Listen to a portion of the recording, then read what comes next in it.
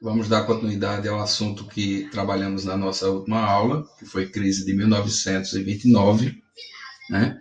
A crise que abala o século XX, do ponto de vista econômico, que causa uma série de transformações sociais importantes, né? Então, a gente precisa observar, vamos rememorar alguns assuntos, para poder a gente encaixar bem direitinho o tema dessa aula de hoje, que é o New Deal, né?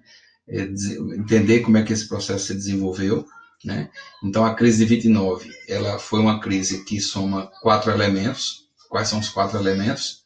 A primeira delas, uma produção exagerada por parte da economia americana, né? Os Estados Unidos estavam produzindo muito além da capacidade de escoamento dessa produção, somada a uma política liberal, onde o Estado não interferia no aspecto econômico, consequentemente, viu o cenário acontecer, mas acreditava que o mercado por si só se autorregularia, somado ao terceiro ponto, que é o endividamento da população, né? A população vai ter uma oferta de crédito muito grande e, consequentemente, a classe média americana, principalmente, que era a que mais crescia naquela situação de boom econômico, né? Começa a se endividar para comprar eletrodomésticos, carro, casa e outros bens, né? Dentro daquela política economicista do American Way of Life, né? Que é manter o consumo elevado das famílias americanas, e somado ao quarto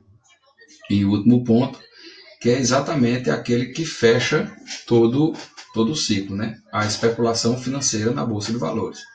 Acreditando em lucro rápido, acreditando em enriquecimento rápido, grande parte da população vai usar os seus recursos, vai usar os seus capitais para especular na Bolsa de Valores, e essa especulação acaba fazendo com que, certo, muita gente acredite nesse boom especulativo de ações e que vai reverter-se num desastre, né?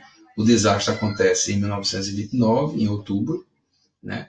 Quando os indicadores econômicos americanos tendiam para um decréscimo da economia, uma desaceleração econômica, porque as fábricas não estavam conseguindo escoar sua produção, e esse decréscimo econômico resulta exatamente numa correria das pessoas para vender suas ações, né, na Bolsa de Valores, e em um cenário em que milhões chegam para vender e ninguém chega para comprar, o preço dessas ações vão despencando, e à medida em que eles despencavam, né, o cenário de tragédia se formava, né, levando à quebra da Bolsa de Nova York em outubro de 1929.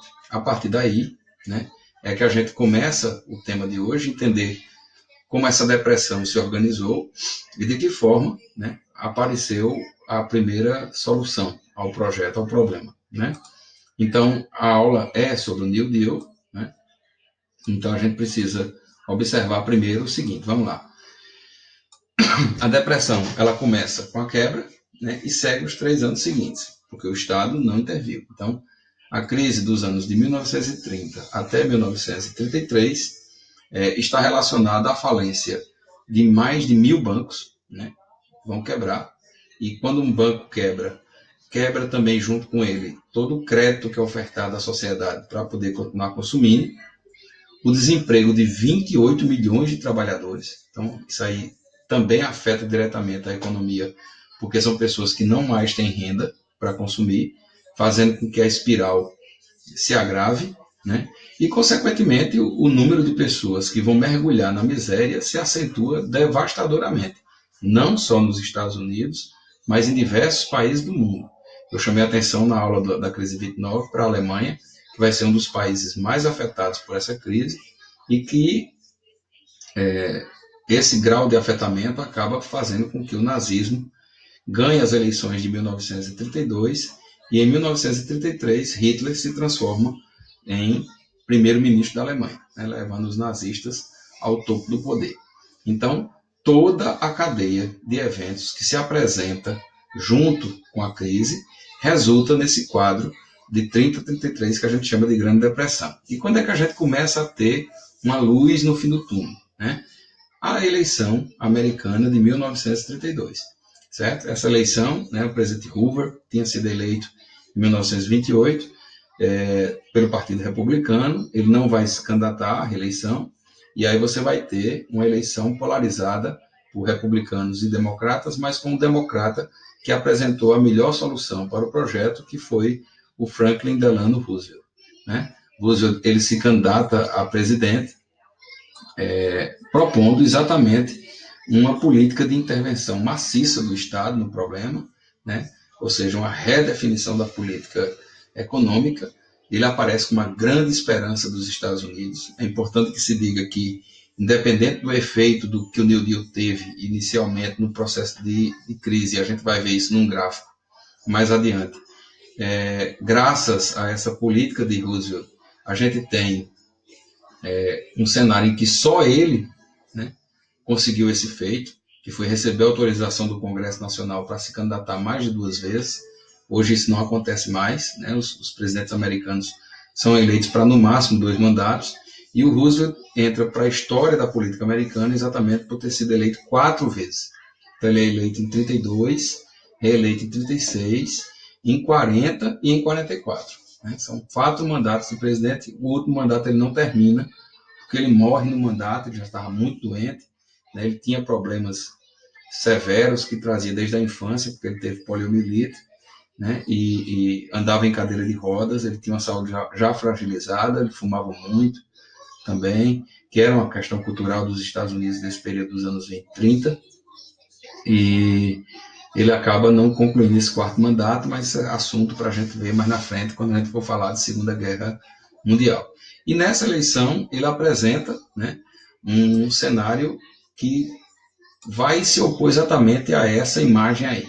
Né? Para mim essa é a grande imagem da crise americana, né? Um cartaz que está por trás mostrando o estilo de vida americano, né? O estilo de vida feliz, com automóvel, com a família passeando, viajando, consumindo produtos, e contrastando com essa fila, exatamente com essa imagem, essa fila de pessoas pobres esperando a ajuda do governo para poder comer e beber alguma coisa. Né? Então, até porque o colapso vai atingir também setores como gás, água, energia, tudo. Então, talvez a imagem que simbolize exatamente aquele momento de crise. Ele apresenta a proposta baseada num economista inglês chamado John Maynard Keynes, né, que vai elaborar uma nova teoria, que a gente chama de teoria keynesiana.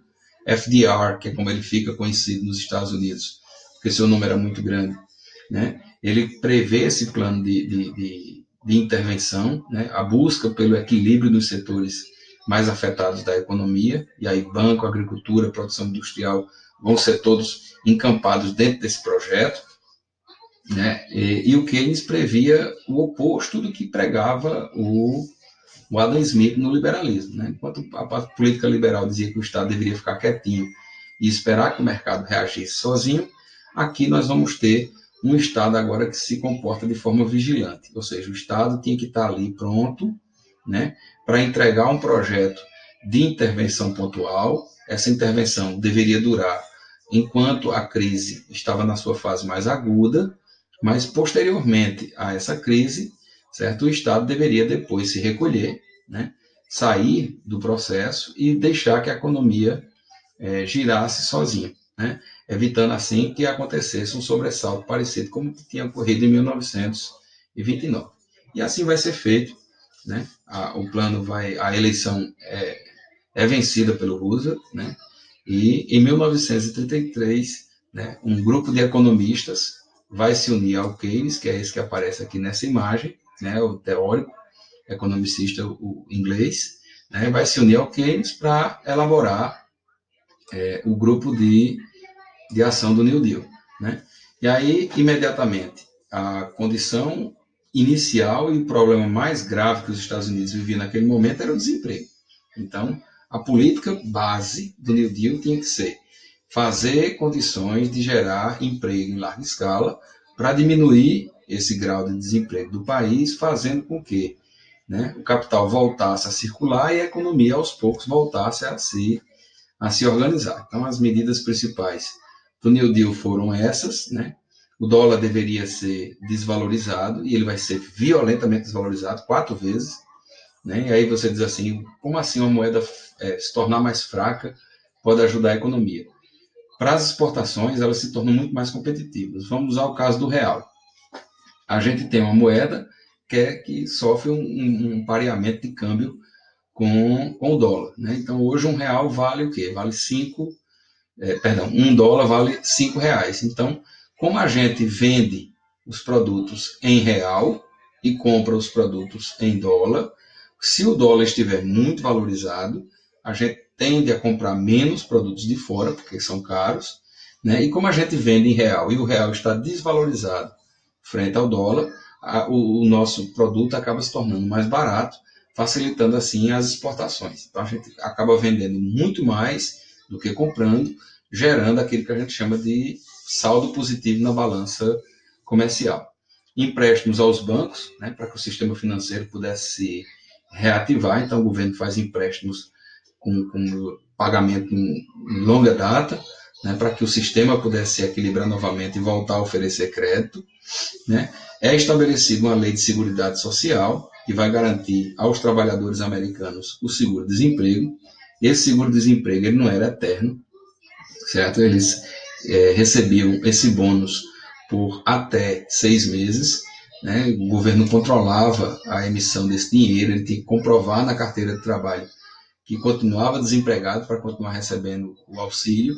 Se a carteira fosse assinada, o auxílio, quando ele tentasse receber, já não conseguiria mais, né, porque ele já tinha entrado dentro do projeto da plataforma do New Deal, que tinha garantido a ele um novo emprego, né. O direito desses trabalhadores se organizarem sindicalmente, que era uma forma de deixar que o mercado não explorasse demais esses trabalhadores, não se aproveitasse da situação para baixar tanto os salários, né? Estimular a produção agrícola. E por que estimular a produção agrícola ajuda no processo? Porque a partir do momento que você gera mais alimentos, você faz com que esses alimentos cheguem à mesa dos americanos de forma mais barata e assim diminui o impacto sobre a renda do trabalhador, né? E uma quantidade de obras públicas gigantescas, né? Ele vai construir hidrelétricas, vai construir rodovias, vai construir ferrovias, pontes, estradas, né? A Rota 66, que é a mais longa estrada que corta os Estados Unidos, é construída exatamente nesse período, empregando aí milhares e milhares de pessoas nessas obras públicas. E aí você usa aquela lógica.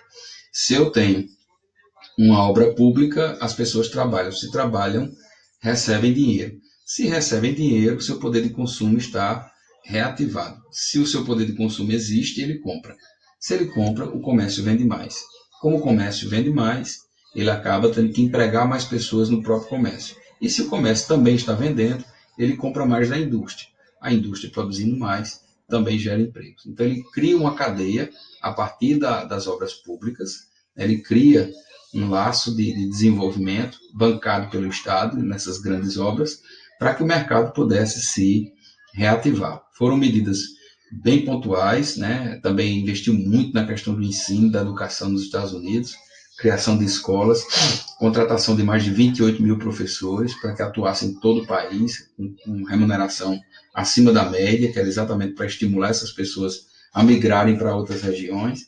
Então, assim, foi um plano bastante audacioso, que está estabelecido em torno de 3 pilares, né? Geração de emprego com obras públicas, retomada da produção com financiamento parte do Estado e reativação do setor financeiro para que o crédito voltasse a existir. Então, o Estado foi decisivo nesse processo para que os Estados Unidos começassem a vencer essa depressão. Aqui você tem uma das filas, que é de um dos programas sociais do governo, e aí são 2 programas sociais que a gente precisa estabelecer, né? Além do seguro-desemprego, né? Você tinha os abrigos públicos, que era exatamente para que as pessoas que tinham perdido suas casas e para não ficarem na rua tivessem o direito de dormir num local limpo, confortável e com uma boa refeição. Aí você diz assim, qual o benefício que isso tem? As ruas ficam menos perigosas, as pessoas roubam menos, né? Elas estão muito menos suscetíveis a doenças, porque estão alimentadas, e isso tudo reflete em diminuição de gastos públicos em outras áreas, como a segurança pública, né? E a rede de hospitais, que não tinha que atender tanta gente em situação deficiência alimentar, baixa imunidade e doenças causadas por esse mal. Só para você ter ideia, só na Alemanha, que não adotou inicialmente um plano parecido, certo? Aconteceu que houve um surto de tuberculose no país que devastou uma parte da população. Então aqui você tinha um desses programas que era o Food Stamp, que era o selo de comida, né, para que as pessoas pudessem 2 vezes ao dia ter o direito de comer, né, e essa comida era bancada pelo Estado. Aqui você tem uma das propagandas do New Deal, né, que fazia referência ao programa de governo, né, outra propaganda mostrando essa mão forte do governo americano, do Estado protetor, né, que garantia o banco, que garantia a proteção das reservas, né, uma legislação menos dura em relação aos negócios, né, e além de obras públicas. E aqui você tem a imagem de trabalhadores numa ferrovia, né, construindo uma ferrovia. É claro que tem toda aquela publicidade em cima da questão, mas as pessoas estavam voltando a trabalhar e voltando a ter salário e renda, né, isso nos Estados Unidos é primordial, né, e aqui você tem o próprio Franklin Roosevelt. Veja que ele tem pólio e ele usa cadeira de rodas, mas ele nunca se deixava mostrar dessa forma, certo? Ele usava umas ferramentas nas pernas que engatavam, né, prendiam essas ferramentas, esses ferros nas pernas e permitia que ele ficasse de pé, né? E aí ele está aí ao lado de sua esposa, Eleanor Roosevelt, fazendo a inspeção em uma dessas obras. E a gente tem a situação realmente diminuindo de gravidade, né? O consumo da população ele volta a aquecer, a produção agrícola e a produção industrial voltam a se desenvolver, né? As negociações trabalhistas são menos traumáticas porque os sindicatos foram organizados pelo Estado, né? E de certa forma e de forma gradativa a economia americana foi rompendo esse quadro depressivo, né, e iniciando um processo de retomada e desenvolvimento. É importante que se diga, e aí o gráfico que eu vou mostrar vai provar isso, que o New Deal não foi a solução para o problema americano.